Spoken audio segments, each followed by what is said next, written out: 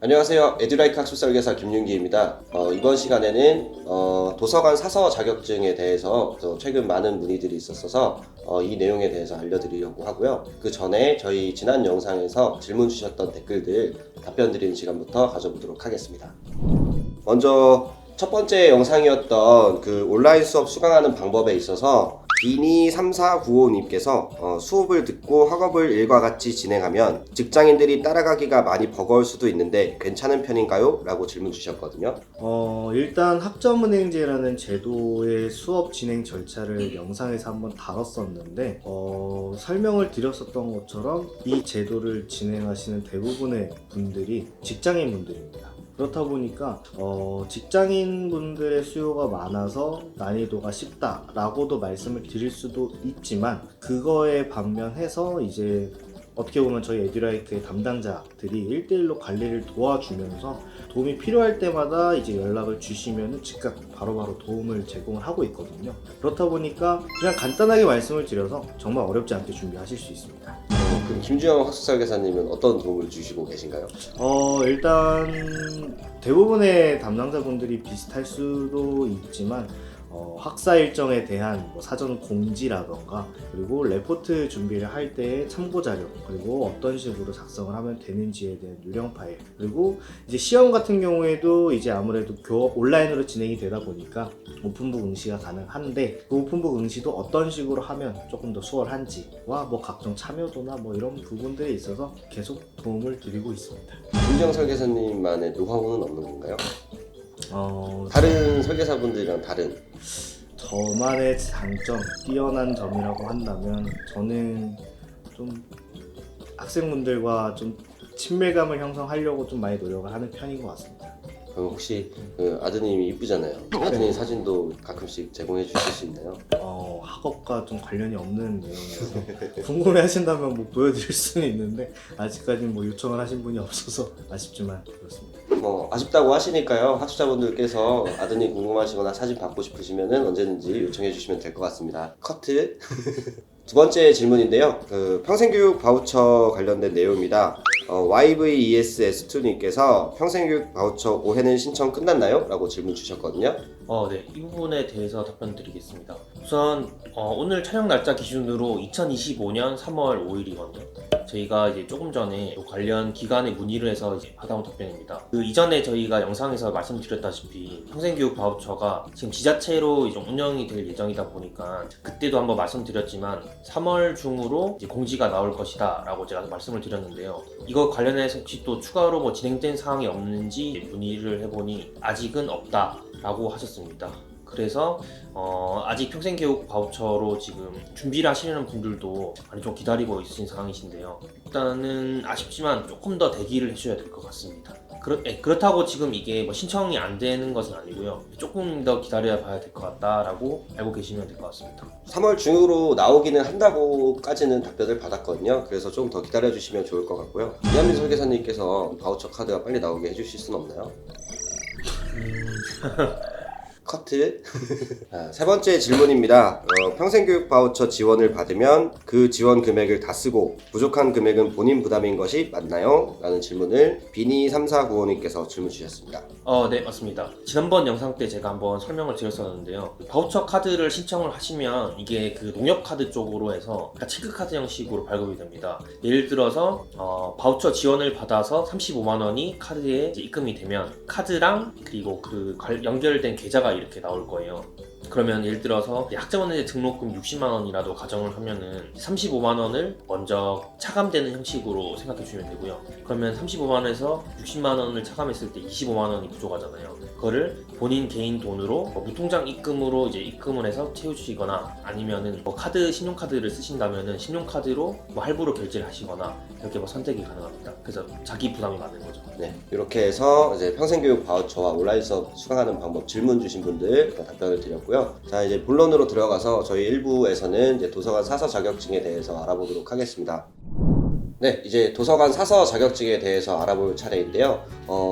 지금 2024년 이후로 해서 굉장히 많은 분들이 도서관 사서 과정을 온라인으로 준비 중이신데 이 과정에 대해서 알아보시는 분들이 좀 잘못 알고 계시는 부분도 있고 또 궁금해하시는 부분들도 있을 것 같아서 이번 시간 준비했고요. 먼저 도서관 사서는 어떤 자격증이 어떤 과정인지 그리고 어떤 직업인지 좀 설명 부탁드립니다. 도서관 사서라고 해서 사서 자격증을 먼저 말씀을 드리면 그냥 쉽게 얘기해서 도서관에서 근무를 할 수 있는 직업을 가질 수 있는 자격증이라고 좀 설명을 드릴 수가 있고요. 그렇다 보니까 이제 좀 나이가 있더라도 직무에 대한 난이도가 좀 낮은 직업이다 보니까 접근성도 낮은 편이라서 좀 많은 분들이 관심을 많이 가지는 자격증이라고 좀 예상을 하고 있습니다. 그리고 자격증 같은 경우에는 총 3개의 급수의 자격증으로 이제 구성이 되어 있는데요. 그 중에 첫 번째는 준사서 자격증, 다음으로는 정사서 2급 자격증, 그리고 정사서 1급 자격증으로 3개 급수로 나눠져 있습니다. 그래서 여기서 준사서 자격증 같은 경우에는 취득 조건 자체가 가장 낮은 대신 그만큼 활용성은 뛰어나진 않고 당연히 이제 급수가 높아질수록 활용도는 더 넓어진다라고 좀 말씀을 드릴 수 있을 것 같습니다. 그러면 이 취득하는 방법은 어떻게 될까요? 일단 대표적인 방법으로는 대학교의 문헌정보학과 혹은 도서관학에 전공을 해서 졸업을 할 경우에 취득이 가능하고요. 그 외적으로 이제 저희가 주로 다루고 있는 학점은행제라는 제도를 통해서 이제 준비를 할 수가 있습니다. 그래서 학점은행제를 통해서 준비를 할 경우에는 온라인 수업을 병행을 해서 취득을 할 수가 있는데 여기서 이제 앞에서 말씀하신 것처럼 이제 많은 분들이 좀 잘못 알고 있는 그리고 일부 기관에서 좀 잘못된 정보를 전달하고 있는 내용이 있는데 그 내용을 좀 말씀을 드리면 사서 자격증에 필요한 과목 즉 이제 문헌정보학 학위 과정에서 필요한 전공 필수 과목들 중에서 한 과목이 현재 이제 온라인으로 개설이 되어 있지 않습니다. 하지만 대부분의 기관들에서 사서 자격증 온라인으로 취득할 수 있다라는 문구로 홍보를 하게 돼서 실제로 최근에 피해를 보신 학생분들이 정말 많은데요.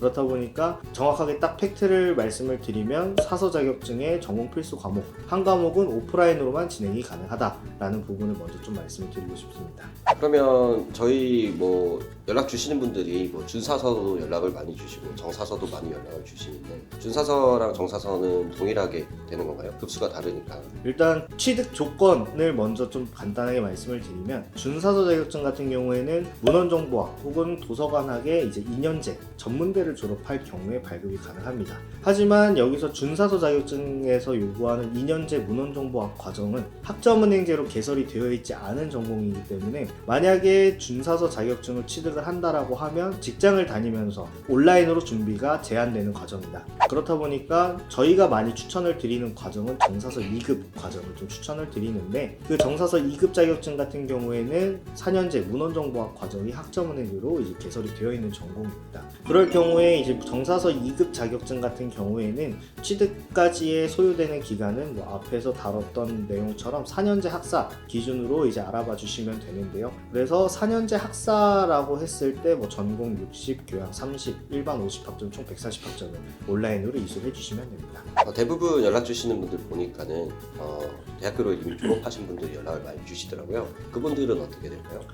이 부분도 이전에 한번 다뤘던 내용이긴 한데요. 이미 비전공으로서 대학을 졸업하신 분들이라고 한다면 문헌정보학 전공에 48학점만 이수를 해주시면 됩니다. 하지만 여기서 아까 말씀드린 것처럼 한 과목이 현재 온라인으로 개설되어 있지 않기 때문에 한 과목은 오프라인 소요가 있을 거다라는 부분만 좀 알고 계시면 될 것 같습니다. 그리고 또 많이 질문 주시는 내용 중에 채용 부분이 좀 많은 것 같아요. 사서 채용은 현황이 좀 어떻게 될까요? 일단 사서 채용률이라고 한다면 결론으로 먼저 말씀을 드리면 점차 증가하고 있는 추세다라고는 말씀을 드릴 수가 있고요. 여기서 이제 채용률이 좀 떨어지고 있는 직군이라고 한다면 이제 사서교사의 채용률은 점점 이제 감소를 하고 있다라고 합니다. 하지만 사서교사의 채용률이 떨어지는 만큼 정사서 2급 이상의 자격을 보유한 사람들에 한해서 기간제나 시간제 교사로서 이제 채용을 활발하게 하고 있다라는 내용들도 계속 언급되고 있는 만큼 채용률은 봤을 때 계속해서 전망이 좋아지고 있는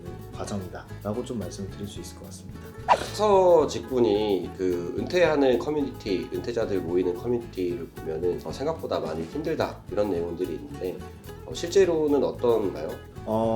아무래도 좀 느끼기 따름일 것 같습니다. 어떤 직업이든지 무조건 쉽다, 어렵지 않다 라는 직업이 없는 것처럼 당연히 사서직에 대한 직종에도 당연히 고충이 있을 거고 힘든 점이 있을 거라서 이 부분은 좀 명확하게 말씀을 드리긴 어렵지만 그래도 일반적으로 뭐 현장직을 하시는 분들도 있고 뭐 3교대, 2교대 근무하시는 분들도 있는데 그러한 직업들에 비해서는 훨씬 직무 난이도가 좀 낮은 편이지 않나 라고 좀 조심스럽게 말씀드릴 수 있을 것 같습니다. 그리고 이제 마지막인데요. 조금 전에 얘기해 주셨던 내용 중에서 사서교사를 대체해서 정사서 2급 분들이 교육을 하시게 되는 건가요? 이제 교육이라고 말씀을 드릴 수가 있을 것 같아요. 그러니까 학교 내에 있는 학교 도서관에 근무를 하고 있는 이제 선생님을 이제 굳이 정교사가 아닌 이제 정사서 2급 자격증을 보유를 하고 있다라고 하면 이제 그걸 통해서 이제 뭐 정식 교사는 아니지만 그래도 이제 교사로서 학교에서 근무를 할 수 있고 그러니까 좀 이런 개념이라고 보시면 될 것 같습니다. 네, 알겠습니다. 이렇게 해서 도서관 사서 자격증에 대해서 알아봤는데요. 오늘 영상에서 가장 중요한 점은 온라인에 검색을 하셨을 때 대부분의 모집 글들을 보면 사서 과정을 전체적으로 온라인으로 할 수 있다라는 내용들 때문에 좀 피해를 보시는 분들이 있다. 오프라인 과목이 한 과목은 나가야 된다. 현재 기준입니다. 물론 이제 교육원들에서는 이제 평가 인증을 통해서 이제 필수 과목을 개설하기 위해서 노력하고 계시겠지만 오늘자 기준까지만 하더라도 오프라인으로 한 과목 가야 된다는 점 꼭 명심해 주시고요. 에듀라이크로 연락을 주셔도 저희가 사서 과정에 대해서 좀 자세하게 설명해 드리도록 하겠습니다. 감사합니다.